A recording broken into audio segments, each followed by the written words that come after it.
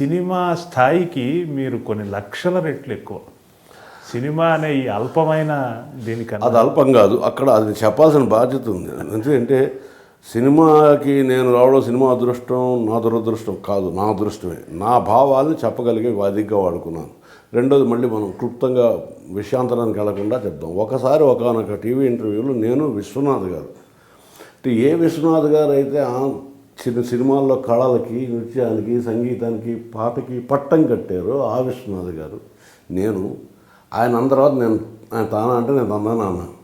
సినిమాకి పాటలు అనవసరం, ఆ మాట ఇప్పుడు కూడా అంటున్నాను. మీరు ఈ విషయం అంటే నేను నిర్మించిన ఓ చిత్రానికి సంబంధించిన ప్రీ రిలీజ్ ఫంక్షన్లో కూడా గురుగారు నేను నా సినిమాలో ఏం పాటలు పెట్టలేదండి అంటే మీరు ఆ స్టేజ్ మీదే చెప్పారు సినిమాకి పాటలు పట్టి కింద రాయిలా ఉంటాయని.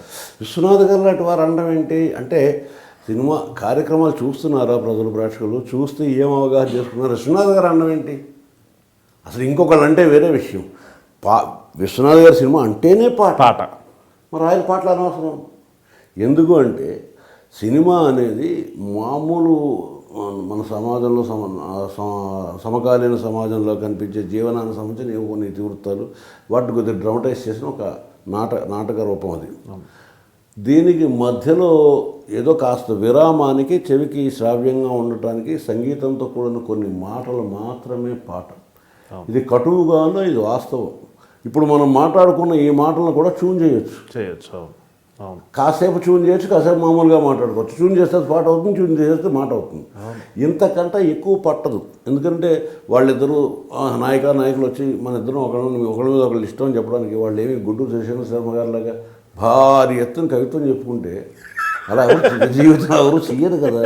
పైగా కవిత్వం అనేది కళ్ళు మూసుకుని హృదయంతో ఆస్వాదించవలసిన విషయం. సినిమా అనేది కళ్ళు తెరుచుకుని చూడాల్సిన విషయం. ఈ రెండింటికి వ్యాఘాతం ఉన్నది.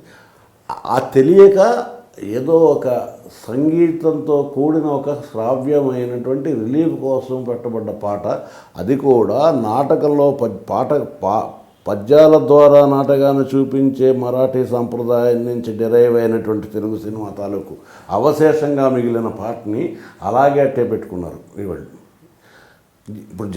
ప్రజలు ప్రశ్నించరు, నిర్మాతలు ప్రశ్నించుకోరు, దర్శకులు ప్రశ్నించుకోరు పాట ఎందుకని. అందువల్ల వాళ్ళ పాట గతి అయోమయంగా తయారైంది. ఎందుకు ఈ మాటలు ఏమిటి? ఈ పాటలో ఏం మాట్లాడతారు? మాట్లాడాల్సిందంతా మాట్లాడేశారు. ప్రేమించుకోవడం గురించి కొన్ని ఇప్పటికి 40,000 పాటలు వచ్చాయి, మాట్లాడేశారు. అన్నీ అయిపోయినాయి. ఇప్పుడు ఇంకేమి మాట్లాడతారు? అందువల్ల రకరకాల విచిత్రమైన భాషల్లో కోతలు, అక్కర్లేని వాయిద్యాలు, ఇవన్నీ ఇలా జరుగుతుంది. ఈ వేలం వేది. అయితే పాట ఎందుకు నేను వాడుకున్నాను అంటే, పాట ఒక కవిత్వ రూపంలో కనుక వాడినట్లయితే అనేకమైన అర్థాలని, అనేకమైన అంశాలని అల్పార్థ వాక్యంలో అనల్పార్థమైనటువంటి అర్థాన్ని పొదువుకోగలిగి పెట్టి ఉంటే విశ్వనాథ్ గారు సినిమాలో పాట అందుకు పెడతారు. విశ్వనాథ్ గారు సినిమా చూస్తూ సీన్ నుంచైనా వెళ్ళొచ్చేమో కానీ పక్కకి కాలకృత్యాలకు దేనికో, పాట నుంచి వెళితే కనీసం 10 సీన్లు మిస్ అవుతాయి. ఒక్కసారి మనం ఆలోచిస్తే గంటల తరబడి గడగడగా మాట్లాడవచ్చు. ఒకనొక స్థితి వచ్చేటప్పటికి సడన్గా ఒక్క మాట కూడా పెగలని పరిస్థితి రావచ్చు. అది మన జీవితంలోనే జరుగుతుంది. కవికే అక్కర్లా. ఒక బిడ్డని చూస్తుంటే ఆ ఆనందం ఎలా వస్తుంటే గొంతు చోక్ అయిపోయి కళ్ళ నీళ్ళు వస్తాయి. అట్లా చూస్తూ ఓ పువ్వుని చూస్తూ కలిగే అనుభూతి. అప్పుడు మాట్లాడాలనిపిస్తుందా?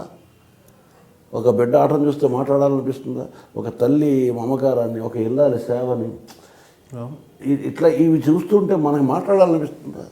ఒక చోట ఎప్పుడో మాట మోగబోతుంది. ఆ మోగపోయినప్పుడు లోపల జరిగినటువంటి ఆ భావ సంచలనం ఏమిటి, ఆ మౌనం ఏమిటి, ఆ మౌనాన్ని మళ్ళీ మౌనంగా ధ్వనించడానికి వాసన ఎలా వాడుకోవాలి, అది పాట. అంటే మౌనాన్ని మౌనంగానే నీకు అందించడానికి ఒక వాహికగా భాషను వాడటం.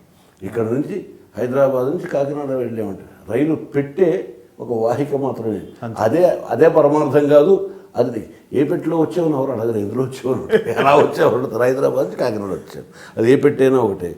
సో ఈ పదాలని, భాషని ఏ ప్రకారంగా పేర్చుకుంటే వీటి మధ్య నుంచి ఆ మౌనం ధ్వనిస్తుంది. జగమంత కుటుంబం నాది, ఏకాకి జీవనం నాది అంటే ఇందాక ఒక మాట అన్నాను. ఎవరికి అర్థం కాకపోలేదు, అందరికీ అర్థమైంది. అర్థం కావటం అనే మాటకే అర్థం కాదు.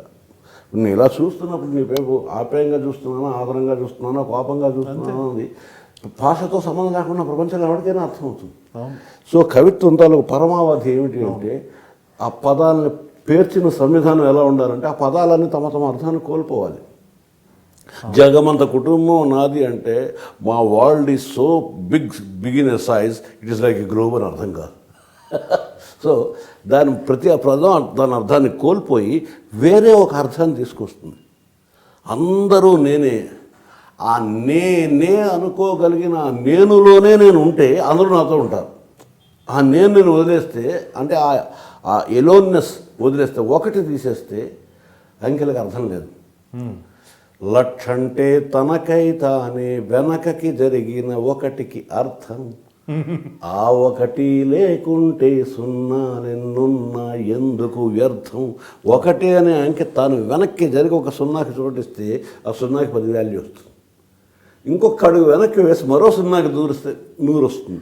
సో ఆ ఒకటే 100ని, లక్షని, కోట్లని సృష్టిస్తూ పోతుంటుంది. అలాగా ఈ జగం అంతా నాది అని అనుకున్నప్పుడే నాలో జగాన్ని నేను చూసుకోగలను, జగంలో నన్ను చూసుకోగలను. నన్ను చూసుకోవడం అనేది ఒక తెలివితేటలతో కూడిన ప్రక్రియ కాదు, అవసరంతో కూడిన ప్రక్రియ. ప్రపంచం అంతా ఉన్నది నేనే. అక్కడ ఉన్న కోపం కూడా నాలో ఉన్న కోపమే, అక్కడ ఉన్న నవ్వు కూడా నాలో ఉన్న నవ్వే. సో నాకు ఏ దినుసు ఎక్కువగా ఉంటే నాకు మనశ్శాంతిగా ఉంటుంది. ఆ దినుసును సమృద్ధి చేసుకోవటం ఎట్లా? నవ్వుని, ఆనందాన్ని, స్నేహాన్ని, ఇవ్వటాన్ని, పంచుకోవటాన్ని, కలబోసుకోవటాన్ని, వీటిని పెంచుకునే పరిస్థితి కలిగించుకుంటే నేను దాచుకోవటాన్ని, లాక్కోవటాన్ని, పట్టుకోవటాన్ని, పీడించడాన్ని, బాధించడాన్ని, కొట్టడాన్ని, వీటిని తగ్గించుకుంటే నాకెంత శాంతిగా ఉంటుంది అని ఆలోచిస్తే లోకంలోని అన్ని లక్షణాలు నాలోనే ఉన్నాయి, నాలో ఉన్న అన్ని లక్షణాలు లోకంలోనే ఉన్నాయి. లోకానికి నాకు ఒక రకమైనటువంటి సమన్వయం కుదుర్చుకోవడం సాధ్యమవుతుంది. అది అందువల్ల సినిమా ఇది అర్థం అవ్వకపోవటం వలన ఒకటి, రెండవది ఇలాంటివి అడగట్లేదు సినిమా కథ. 2, మూడోది సినిమా సందర్భంలో ఇవాళ కాలంలో అలాంటి సందర్భాలు ఇవ్వట్లేదు. ఎంతసేపు ఒక అమ్మాయి, అబ్బాయి వాళ్ళిద్దరి మధ్య సహజమైన ఆకర్షణ ఇవే ఇచ్చినప్పుడు చెప్పేవాడికి కూడా ఈ రకమైన అక్కర ఒకటి ఉండాలి. నా అక్కర మూలాన్ని నేను ఇవి రాస్తున్నాను తప్ప మిగిలిన వాళ్ళు చేతకాని వాళ్ళు రాయలేరు అని కాదు. వాళ్ళకి సినిమా పాట తాలూకు ఉపయోగం ఏమిటి అన్నది నేను తయారు చేసుకున్న ఒక థియరీ లాంటిది కాదు. నిజంగా చెప్పాలంటే ఈ థియరీకి నేనే ఆద్యుడిని. అవును, అంటే పాటని కవిత్వంగా మలిచినటువంటి మొట్టమొదటి వ్యక్తినే కాకుండా ప్రముఖమైన వ్యక్తిగా వేటూరి గారిని చెప్పుకోవచ్చు. అంటే ప్రతి కవి, సినిమా కవి అనే వాళ్ళు ప్రతి వాళ్ళు కూడా ప్రతిభామూర్తులే. పింగళ గారి దగ్గర నుంచి అందరూ కూడా ప్రతిభామూర్తులే. వాళ్ళు 2 రకాల వాళ్ళ ద్విపాత్రాభినయం చేశారు. వాళ్ళ రంగాల్లో కవిత్వాన్ని రాసుకుంటూ సినిమా రంగంలో నాన్ పోయిటరీని రాసుకున్నారు. ఎందుకంటే సినిమా రంగానికి పోయిటరీ కూడదు కాబట్టి సంగీతానికి సంబంధించి పెళ్లి చేసుకుని ఇల్లు కట్టుకుని అందరూ చల్లగా ఉండాలి.